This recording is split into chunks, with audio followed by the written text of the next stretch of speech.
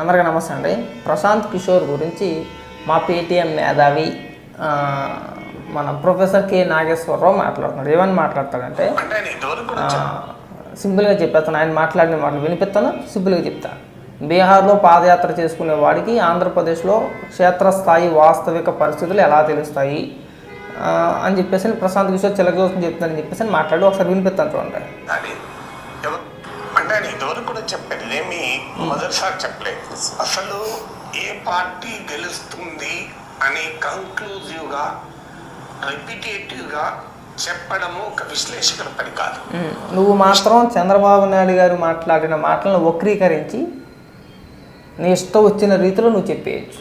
గతంలో మేము చూసాం కదా, వైఎస్ జగన్మోహన్ రెడ్డి అధికారంలోకి వచ్చిన తర్వాత ఆంధ్రప్రదేశ్ రాష్ట్రంలో కల్తీ మద్యం అమ్ముతున్నారు. అది కూడా సొంత మద్యం. అది రోజుకో బ్రాండ్ తీసుకొస్తున్నారు. కల్తీ మద్యంతో ప్రజల ప్రాణాలతో చెలగాటం ఆడుతున్నాడు ఆయన. నేను వచ్చిన తర్వాత కల్తీ మద్యానికి చెక్ పెట్టి బ్రాండెడ్ మద్యం ఏదైతే ఉందో దాన్ని అందుబాటులోకి తీసుకొస్తానని చెప్పేసి చంద్రబాబు నాయుడు గారు మాట్లాడితే మనం మీడియాలో ఒక డిబేట్లో కూర్చొని ఒక ఛానల్లో కూర్చొని ఏవని వక్రీకరించామో అందరూ చూసాం. తమరు ఏమని సెలవు ఇచ్చారో అందరం మేము చూసాం కదా. నువ్వు ఎలా మాట్లాడిస్తావు మరి? సరే, ప్రశాంత్ కిషోర్ అనే వ్యక్తి ఆంధ్రప్రదేశ్ రాష్ట్రానికి సంబంధించిన వ్యక్తి కాదు, బీహార్కి సంబంధించిన వ్యక్తి. మరి నువ్వు కూడా ఆంధ్రప్రదేశ్ రాష్ట్రానికి సంబంధించిన వ్యక్తివి కాదు కదా. నువ్వు తెలంగాణకు సంబంధించిన వ్యక్తివి కదా. ఏ రోజు కూడా ఆంధ్రప్రదేశ్లో ఉన్న పరిస్థితులు ఏంటని చెప్పేసి చూసిన వ్యక్తివి కాదు కదా. ఇవాళ సడన్గా మనం జగన్మోహన్ రెడ్డిని భుజాన వేసుకుని ఎందుకు మనం అంతలా మోసేస్తున్నాం అని మాకు అర్థం కావట్లా. అంటే ఒకరిని ఏలైతే చూపించే ముందు మనం ఏం చేస్తున్నాం అనేది కూడా తెలియాలి కదా మనకి. నువ్వు డిసైడ్ చేసేస్తావు కదా, ఇక్కడ అపర మేధావి కదా, వయసులో పెద్దవాడు అయిపోయావు. కానీ అంటే మనకు ఒక ఫాలోవర్స్ ఉన్నారు కదా, మనకు ఒక ఛానల్ ఉంది కదా, మరి ఏదైనా మాట్లాడచ్చు, మనకి ఏం చెప్పినా కానీ జనం వింటారులే అనే ఆలోచన దూరంలో మీరున్నారంతే. మనం నిన్న మాట్లాడిన మాటలో ఈరోజు మాట్లాడిన మాటలో మనం చూసుకుంటే సరిపోదు. మనం ముఖం మీద తుప్పుకొని మనం ఉమ్మేసుకుంటాం. మరి మీకేం సంబంధం ఉందని చెప్పేసి ఆంధ్రప్రదేశ్ రాష్ట్ర రాజకీయాల గురించి మాట్లాడుతున్నారు. మీకు సంబంధం లేని విషయం కదా అది. ఇలా చెప్పుకుంటూ పోతే చాలా ఉంటాయి. ఇక కోడిగుడ్డు మీద ఏకలిపే ప్రయత్నాలు మానేయండి. ప్రశాంత్ కిషోర్ అనే వ్యక్తి జగన్మోహన్ రెడ్డికి పనిచేసిన వ్యక్తి, జగన్మోహన్ రెడ్డికి వ్యూహకర్తగా ఆయన పనిచేసిన వ్యక్తి. నీకంటే ఎక్కువ జగన్మోహన్ రెడ్డి గురించి ప్రశాంత్ కిషోర్కి బాగా తెలుసు కదా. మాట్లాడినవ్వండి, మాట్లాడే అవకాశం వచ్చినప్పుడు మాట్లాడతారు, ఖచ్చితంగా మాట్లాడతారు.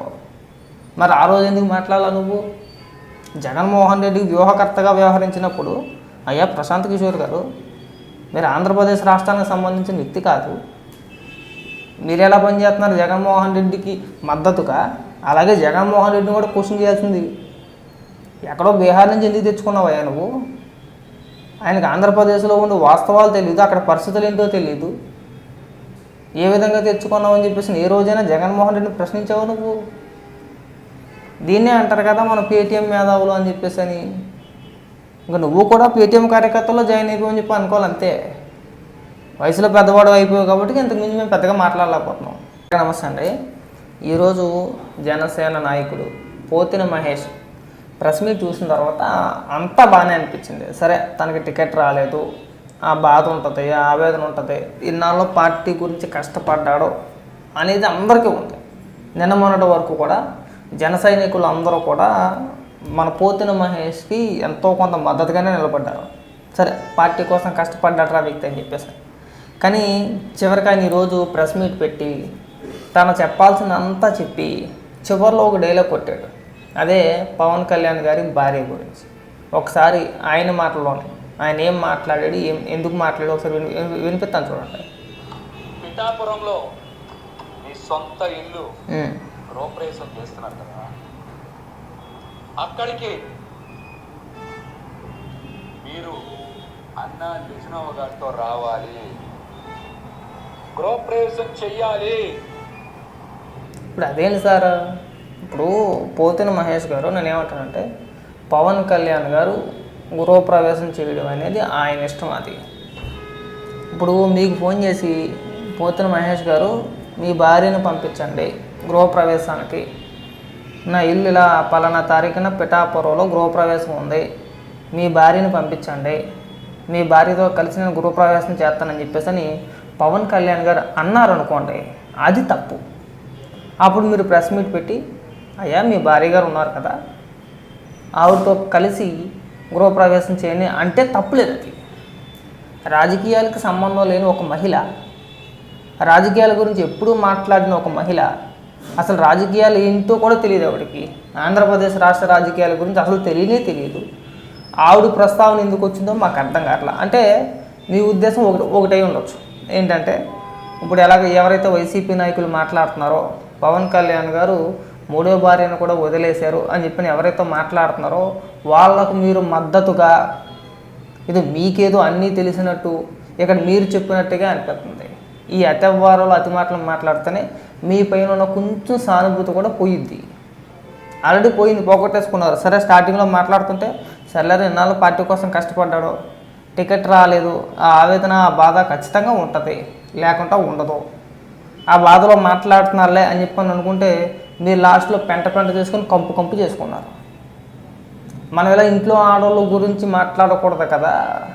అంటే జనరల్గా బేసిక్గా అంటే తెలుగుదేశంలో ఉన్న జనసేన పార్టీలో ఉన్న బాగానే మాట్లాడతారు, ఇళ్లలో ఉన్న ఆడవాళ్ళ గురించి మాట్లాడరు, వాళ్ళ జోలికి పోరు. కానీ ఎప్పుడైతే వైసీపీలోకి వెళ్ళాలని చెప్పని అనుకుంటారో ఏమని అనుకుంటారో తెలియదు, కానీ వెళ్ళాలి అనే ఆలోచన రాగానే ఇళ్లలో ఉన్న ఆడవాళ్ళ గురించి మహిళల గురించి ఇంకా నీచంగా మాట్లాడడం మొదలు పెడతారు. అందులో మీరు కూడా జాయిన్ అయ్యారు. ఇప్పుడు మీకు వచ్చిన నష్టం ఏంటి? సరే మీ రాజకీయ భవిష్యత్తు గురించి మీరు పడిన కష్టం గురించి చెప్పుకుంటే తప్పలేదు, కానీ మీరు లాస్ట్లో మాట్లాడిన మాటలు ఏవైతే ఉన్నాయో మేము వర్ణించలేము అన్నమాట. దాన్ని మీకున్న పేరు పక్కన పెట్టేసాయి. సోషల్ మీడియాలో ఇప్పుడు నేను ఏదైతే అన్నానో నీ పిల్లాన్ని పిలవలేదు కదా గృహప్రవేశానికి, ఆయన ఇష్టం, అది ఆయన ఇల్లు, ఆయన నచ్చినట్టు గృహప్రవేశం చేసుకుంటాడు, అది నీకు సంబంధం లేని విషయం. కొన్ని ఆ గృహప్రవేశానికి నీ రాజకీయ భవిష్యత్తుకి ఏదైనా సంబంధం ఉందా అంటే అది కూడా లేదు. నిన్న మొన్నటిదాకా పవన్ కళ్యాణ్ గారు నాకు టికెట్ ఇవ్వాలి, నేను జనసేన పార్టీ జెండా వదలను, ఒకవేళ వేరే జెండా ఏమైనా పట్టుకుంటే కనుక కొబ్బరి బొండాలు నరికే కత్తితో వచ్చి ఎవడైనా సరే నా చేయి నరికేయచ్చు అని చెప్పి మాట్లాడిన మనం ఈరోజు సడన్గా పెద్ద ఉపన్యాసాలు ఎందుకు మాట్లాడుతున్నారు, అసలు రాజకీయ పార్టీ ఎందుకు పెట్టారని మాట్లాడుతున్నారు. ఈ బుద్ధి ఏదో తెలుగుదేశం, జనసేన, బీజేపీ పొత్తు ప్రకటించగానే ఇవే మాటలు మీరు మాట్లాడుంటే కనుక సరే పొత్తు మనోడికి ఇష్టం లేదులే పక్క వెళ్ళిపోవాలనుకున్నాడు అప్పుడు ఓకే. ఎనమోనాటి దాకా మనం బంద్ చేసాము, నాకే టికెట్ వచ్చింది, నేను పవన్ కళ్యాణ్ గారితో మాట్లాడుతున్నాను, పవన్ కళ్యాణ్ గారు నాకు హామీ ఇచ్చారని చెప్పి మాట్లాడాము.